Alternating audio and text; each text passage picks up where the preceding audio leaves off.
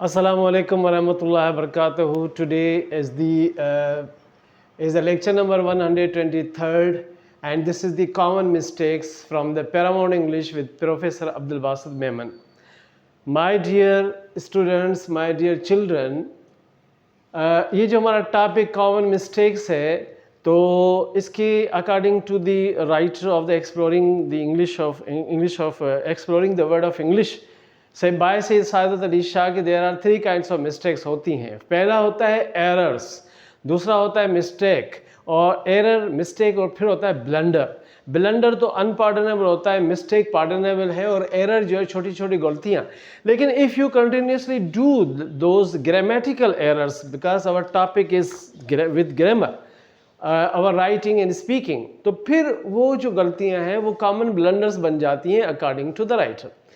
अच्छा, इसी तरह से if you want to set do something, अगर आप कुछ करना चाहते हैं तो हमारे पास कुछ रूल्स होते हैं. जैसे इंडियन प्रेसिडेंट अब्दुल कलाम से पूछा गया, अब्दुल कलाम से, कि sir what are the tips you want to give us for the success in the coming world या coming generation. तो उन्होंने कहा था कि 4 चीज़ें हैं. सबसे पहले जो है वो है सेट योर कॉमन गोल. दूसरा ये है कि आप उसको कंटिन्यूस एफर्ट्स के साथ करें. थर्ड ये है कि हार्ड वर्किंग के साथ करें. और फोर्थ जो है वो पेशेंस. ये 4 चीज़ें अगर आपने कर ली तो यू विल गेट सक्सेस. तो ये जो कॉमन मिस्टेक्स हैं ये कैसे रिमूव होते हैं, आज का हमारा टॉपिक जो लेक्चर नंबर 3 जो है इस सेंस में चल रहा है. तो इन दिस रिगार्ड तो आते हैं. सबसे पहले लिखा है this soup isn't enough hot. यहाँ पर जो हमने एरो लगा रखा है इनफ का, ये इनफ हमेशा एडजेक्टिव के एंड में आता है. यानी कि कुछ 2 वर्ड्स ऐसे हैं जैसे एवरी और इनफ, वेरी और इनफ. अगर हॉट होता तो वेरी हॉट होता, लेकिन इनफ होगा तो वो इनफ हॉट के बाद, यानी एडजेक्टिव के बाद इनफ लगता है और एडजेक्टिव से पहले वेरी लगता है. इस तरह से ये हो जाएगा this soup isn't hot enough. ये सूप इतना ज़्यादा गर्म नहीं है. नंबर 2 में आते हैं I gave to her my address.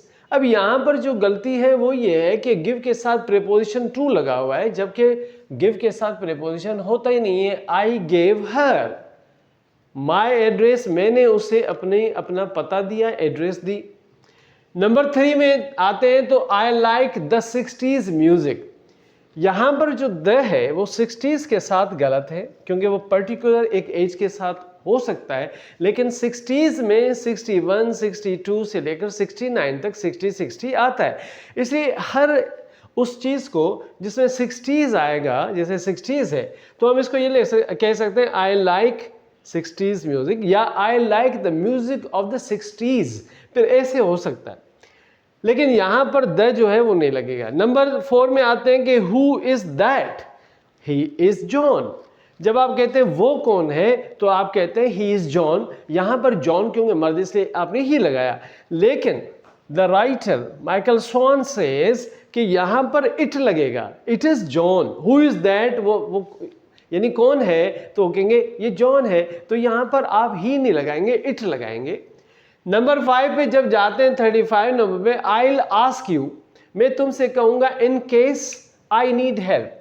यहाँ पर जो इन केस है इसकी जगह यहाँ पर आपने इट लगाया, यहाँ पे लगाएंगे if. I will ask you, मैं तुमसे कहूँगा इफ आई नीड हेल्प, अगर मुझे ज़रूरत पड़ती है मदद की, तो यहाँ पर इन केस की जगह इफ आएगा. नंबर 36 में जाते हैं तो हमें यहाँ पे लिखा है कि I don't like to be shouted, लेकिन यहाँ पर एरो है जहाँ पर इसका मतलब ये होगा कि शाउट के साथ एक प्रीपोजिशन एट का आता है. Why are you shouting at me, why did you shot at her. तो यहाँ पर एट जो है वो मिसिंग है, यहाँ लगा देंगे तो ये हो जाएगा फुल स्टॉप के साथ I don't like to be shouted at. अब जो भी आगे होगा यहाँ तक सेंटेंस मुकम्मल है. मैं नहीं चाहता किसी पे भी चिल्लाना.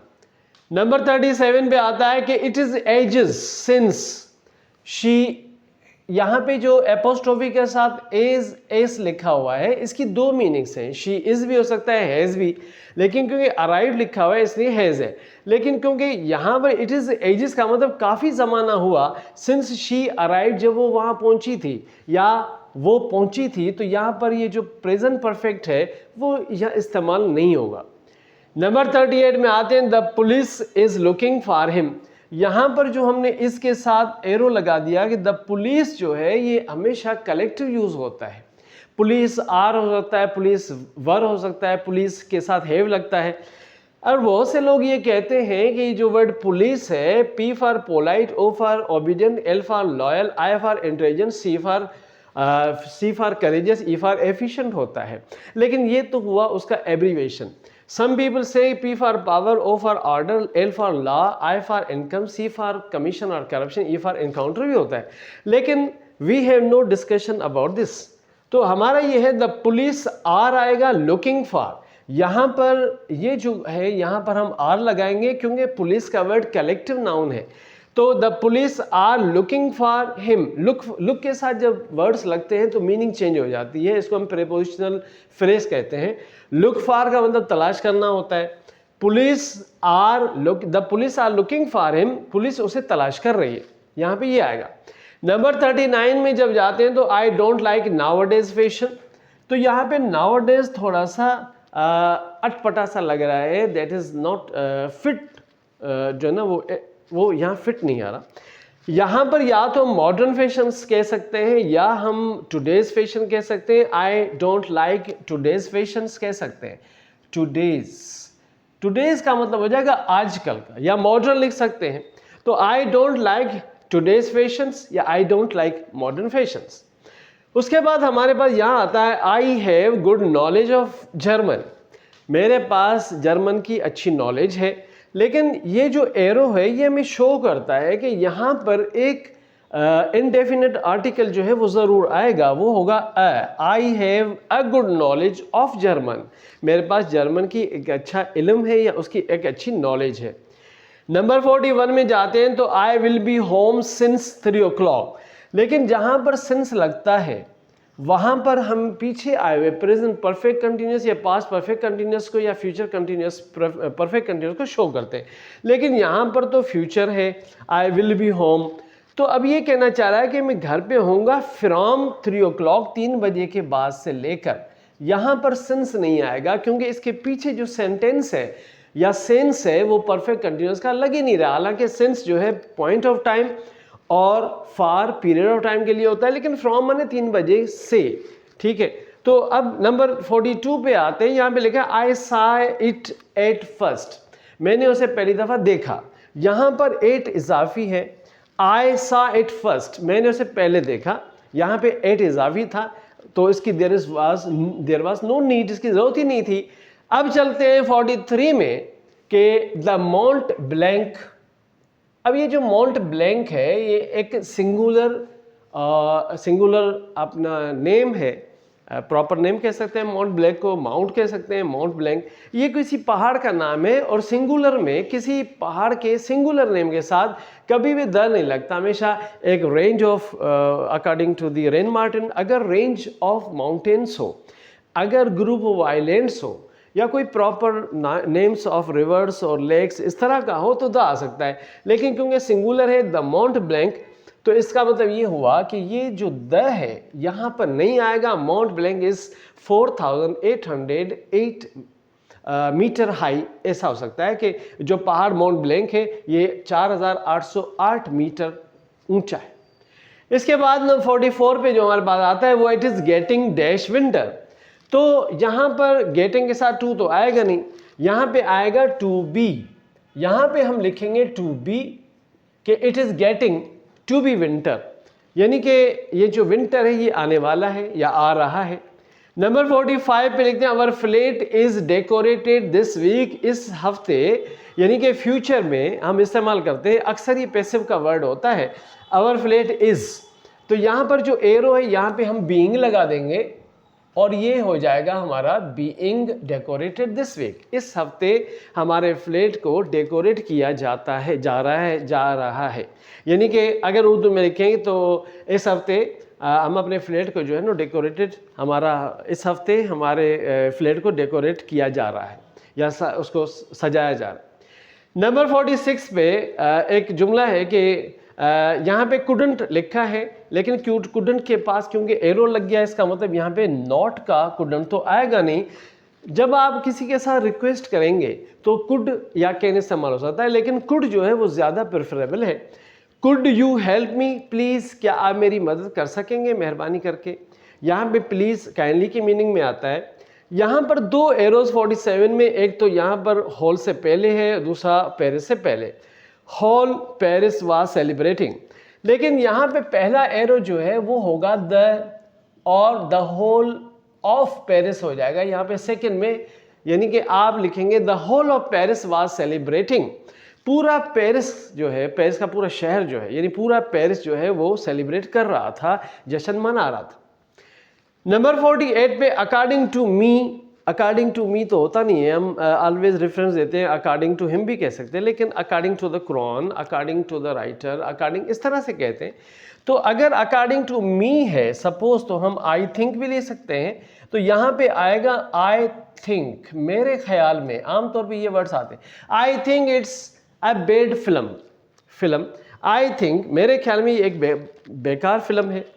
नंबर 49 में जब जाते हैं I will see you a few days later, देखिए यहाँ पर मैं आई विल सी यू, मैं आपसे मुलाकात करूँगा, मैं आपसे मिलूँगा, अ फ्यू डेज लेटर चंद दिनों के बाद। लेकिन यहाँ पे है मैं चंद दिनों में, यानी यहाँ पर आप इन ज़रूर लिखें, I will see you in अ, यहाँ पर प्रीपोजिशन में इन ज़रूर आएगा। I will see you in a few days later, मैं चंद दिनों के बाद आपसे मिलने वाला हूँ। नंबर 50 पे आता है let's go and have coffee to Marshall's. जब हम किसी, यहाँ पे देखें लेट्स गो, आइए चलते हैं, एंड हैव कॉफ़ी, और यहाँ पे कॉफ़ी पीते हैं, आइए चलते हैं और कॉफ़ी पीते हैं मार्शल्स के घर पर। अब क्योंकि मार्शल्स, यहाँ पे मार्शल्स में होम नहीं लिखा हुआ है, मार्शल्स हाउस नहीं लिखा हुआ, लेकिन जब आप यहाँ पे टू लगाते हैं तो टू डायरेक्शन को शो करता है। जैसे गो टू वर्ड्स या टू वर्ड जो है वो यूज़ होता है कि you are going to some place, to somewhere. तो यहाँ पर क्योंकि हम मार्शल्स के घर पे आइए चलते हैं और काफ़ी भी पीते हैं मार्शल के घर पर, तो यहाँ पर जो है हम यहाँ लगाएंगे 8। अब यहाँ पे 8 लगेगा तो 8 मार्शल्स, यानी 8 मार्शल्स होम हो जाएगा। तो इस तरह से there are many common mistakes हैं बेटा जो हम करते हैं। लेकिन अगर आप देखिए, एक किसी बहुत अच्छी नज़म किसी पोइट ने लिखी थी, उसमें लिखा था if you think that you can then you will, if you think you can not या you can't then you will never be. अगर आप ये समझते हैं मैं ये कर सकता हूँ तो आप कर लेंगे, मेंटली प्रिपेयर्ड। अगर आप ये समझते हैं यार मैं नहीं कर पाऊंगा, मेरे से नहीं हो सकेगा, तो फिर आप कभी नहीं कर पाएंगे। सॉरी टू से दीज लास्ट वर्ड्स, लेकिन मैं पहले तो जैसे एक शख्स आप सल्लल्लाहु के पास आते हैं और फरमाते हैं या रसूल मैं ऊँट के साथ आया हूँ, ऊँट को बांध के अल्लाह पे तवक्कल कर दूँ या ऊँट को छोड़ दूँ अल्लाह के तवक्कल पे। आप सल्लल्लाहु ने बहुत ब्यूटीफुल एक रिप्लाई दिया, आपने फरमाया जो काम तुम्हारे ज़िम्मे है वो तुम कर लो, यानी ऊँट को बांध लो, फिर अल्लाह पे छोड़ दो, रब्बना तवक्कलना अलैना कर दो, उसके बाद वो कहीं नहीं जाएगा। बहरहाल ये है कि फर्स्ट डू योर एफर्ट्स और अल्लाह पे यकीन रखें। थैंक यू वेरी मच बेटा, wish you best of luck. इंशाल्लाह इस दुआ के साथ के फिर मिलेंगे। अल्लाह ताला आपको अपने ज़माने में रखे। अस्सलामु अलैकुम व रहमतुल्लाहि व बरकातहू।